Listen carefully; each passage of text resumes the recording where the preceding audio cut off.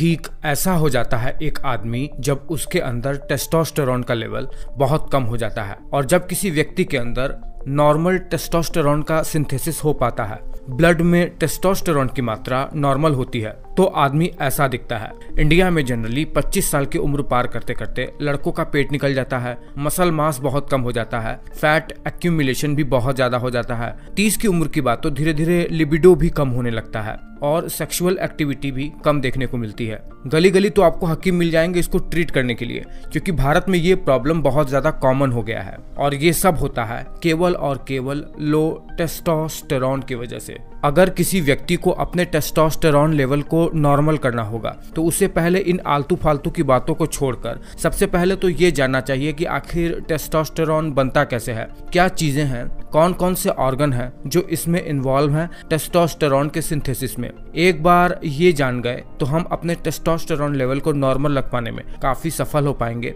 इसीलिए आज इस वीडियो में मैं एक काम करता हूँ, एक बहुत ही साधारण सा वीडियो बना लेता हूँ जो सबको समझ में आए कि टेस्टोस्टेरोन का सिंथेसिस आखिर होता कैसे है।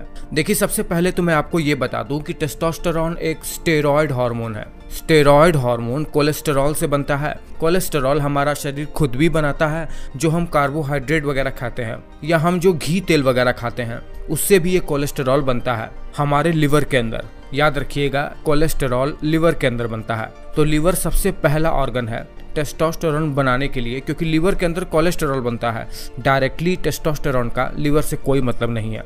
अब हम जानेंगे अलग से कि ये हार्मोन टेस्टोस्टेरोन शरीर में सिंथेसिस कैसे होता है, कौन कौन से ऑर्गन इसमें इन्वॉल्व होते हैं। देखिए क्या होता है, जब भी हमारा हाइपोथैलेमस स्टिमुलेट होता है किस पेप्टिन नाम के प्रोटीन से, तो वो गोनाडोट्रोपिन रिलीजिंग हार्मोन नाम का एक हार्मोन रिलीज करता है जो कि पिट्यूटरी के एंटीरियर पार्ट को स्टिमुलेट करता है ल्यूटिनाइजिंग हार्मोन और फॉलिकल स्टिमुलेटिंग हार्मोन को रिलीज करने के लिए। ये दो बहुत ही इंपॉर्टेंट हार्मोन है मेल और फीमेल दोनों के लिए। इस वीडियो में हम मेल्स की बात कर रहे हैं। जैसे ही ब्लड में ये फॉलिकल स्टिमुलेटिंग हार्मोन और ल्यूटिनाइजिंग हार्मोन रिलीज हुआ, ये पुरुषों में उनके अंडकोश में मौजूद टेस्टिकल्स वहां पर जाता है। जब हम इस टेस्टिकल्स को सैजिटल व्यू में काट के देखेंगे तो हम पाएंगे कि ये टेस्टिकल्स कुछ लोब्यूल्स में बटे हुए होते हैं और उनके अंदर कुछ मुड़ी हुई ट्यूब जैसी संरचना होती है जिसे सेमिनिफेरस ट्यूब्यूल्स कहते हैं। वो इस टेस्टिकल्स के अंदर मौजूद होते हैं। देखिए, इसी सेमिनिफेरस ट्यूब्यूल्स के बीच बीच में कहीं कहीं एक स्पेशल किस्म का सेल पाया जाता है जिसे लेडिक सेल कहते हैं।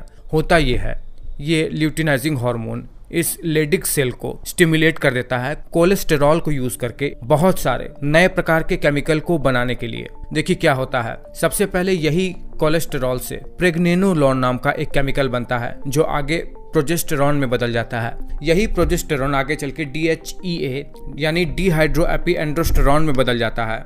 यही DHEA आगे चल के एंड्रोस्टिनिडायोन और एंड्रोस्टिनिडायोल जैसे कई सारे टेस्टोस्टेरोन के प्रीकर्सर को बनाता है, जो कि बहुत ही इंपॉर्टेंट है। ये सब एक वीक एंड्रोजन होते हैं और शरीर में अपना अपना अलग फंक्शन भी रखते हैं।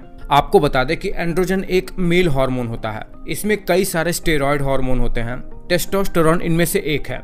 देखिए, लास्ट में इसी कोलेस्टेरॉल से जब एंड्रोस्टिनिडायोन बन जाता है, तब यही एंड्रोस्टिनिडायोन अब टेस्टिकल्स के लेडिक सेल में टेस्टोस्टेरोन में बदल जाता है और ब्लड में रिलीज हो जाता है।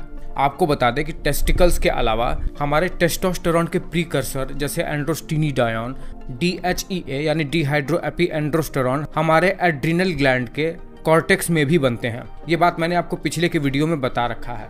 थोड़ी मात्रा में एंड्रोजन महिलाओं के ओवरीज में भी बनता है। अब देखिए, ब्लड में जैसे ही टेस्टोस्टेरोन रिलीज हुआ और ब्लड में जाते ही ये टेस्टोस्टेरोन जब हमारे लिवर, हमारे मसल और एडिपोज टिश्यू पर जाता है, तो ये डायरेक्टली ही हमारे इन टिश्यू के सेल में मौजूद एंड्रोजन रिसेप्टर से जाकर बाइंड होते हैं। जैसे ये लिवर के सेल मेम्ब्रेन को पार करते हैं, वहाँ न्यूक्लियस में जाते हैं, वहाँ पर मौजूद DNA के स्पेसिफिक टारगेट जीन से बाइंड होकर प्रोटीन बनाते हैं। और ये प्रोटीन क्या करेंगे, लिवर में फंक्शन करेंगे। ये क्या करेंगे कि लीवर में कभी भी फालतू के फैट का एक्यूमुलेशन नहीं होने देंगे और लीवर ढंग से फंक्शन कर पाएगा। इसीलिए आप देखे होंगे कि लोअर टेस्टोस्टेरोन फैटी लीवर का कारण भी बन जाता है। जब यही टेस्टोस्टेरोन एडिपोज टिश्यू में जाएगा, जो कि फैट सेल्स होते हैं, तो ये इन्हीं एडिपोज टिश्यू के सेल में लिपिड अपटेक को इनहिबिट कर देंगे, जिससे ज्यादा मोटापा नहीं बढ़ता है पुरुषों में। स्केलेटल मसल पर जब ये टेस्टोस्टेरोन जाएगा, तब मसल प्रोटीन का सिंथेसिस करने लगेगा, जिससे ज्यादा से ज्यादा मसल मास बढ़ता हुआ दिखेगा मर्दों में। लेकिन जब यही टेस्टोस्टेरोन हमारे स्किन, हमारे हेयर, हमारे प्रोस्टेट और हमारे गोनाडल टिश्यू पर जाता है तो इस टेस्टोस्टेरॉन को डिहाइड्रोटेस्टोस्टेरॉन यानी DHT में कन्वर्ट होना पड़ता है, तब जाकर ये इन टिश्यू पर अपना काम कर पाता है। देखिए क्या होगा, जब ये DHT में कन्वर्ट होगा डिहाइड्रोटेस्टोस्टेरॉन, तब ये इन टिश्यू के एंड्रोजन रिसेप्टर से बाइंड होकर अपना फंक्शन करेंगे। जब आदमी की स्किन पर ये DHT जाता है तब ये बहुत सारे हेयर ग्रोथ को प्रमोट करता है और सेबेशियस ग्लैंड के एक्टिविटी को भी प्रमोट करता है। हेयर फॉलिकल पर जाता है तो ये हेयर लॉस का कारण बनता है। मर्दों में मेल पैटर्न बाल्डनेस का कारण भी यही टेस्टोस्टेरॉन से कन्वर्ट हुआ DHT ही होता है, और यही DHT हमारे प्रोस्टेट ग्लैंड के ग्रोथ में मदद करता है, उन सेल को प्रोलिफरेट करने में मदद करके। और यही DHT इस सेमिनल वेसिकल्स के फंक्शनिंग को नॉर्मल बनाए रखने का काम भी करता है। अब आप जान गए कि जब स्किन, हेयर और प्रोस्टेट जैसे चीज़ों में ये जब टेस्टोस्टेरॉन जाएगा तो एक नए केमिकल में बदल जाएगा, डिहाइड्रोटेस्टोस्टेरॉन में। अब अगर यही टेस्टोस्टेरॉन हमारे ब्रेन और बोन में जाएगा तो एक स्पेशल किस्म के एंजाइम, एरोमाटेज एंजाइम की वजह से एस्ट्रोडियोल एस्ट्रोजन के रूप में बदल जाएगा और अपना फंक्शन करेगा। ब्रेन में यही एस्ट्रोडियोल जो कि E2 एस्ट्रोजन होता है, ब्रेन में स्पेसिफिक मस्कुलिनाइज्ड जीन को एक्टिवेट करता है, जो कि हमारे ब्रेन के फंक्शन में बहुत ही इंपॉर्टेंट रोल प्ले करता है। स्पेशली मेंस के मेमोरी और मेंटल स्टेबिलिटी में तो ये बहुत ही इंपॉर्टेंट रोल प्ले करता है। यही एस्ट्रोडियोल जब हमारे बोन में जाता है, जो कि टेस्टोस्टेरॉन से कन्वर्ट होकर आदमियों के बोन में जाता है, तो ये आदमियों की बोन में मिनरल डेंसिटी को बढ़ाता है, जिससे आदमियों का बोन मास बढ़ता है और वो मजबूत होता है।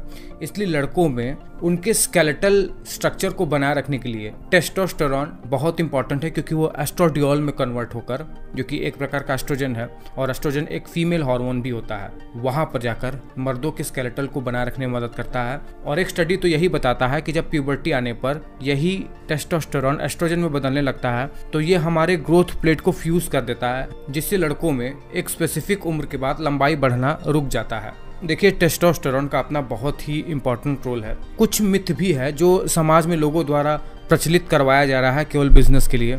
फिलहाल मैं उम्मीद करता हूँ कि आप एजुकेट होंगे और चीज़ों को ढंग से समझोगे, और एक बार जहां आप चीज़ों को समझना शुरू कर दिए, आप अपनी समस्याओं का हल खुद ही कर लोगे। ये वीडियो आपको कैसा लगा मुझे नीचे कमेंट करके ज़रूर बताना। अच्छा लगा है तो वीडियो लाइक करके ज़रूर जाना।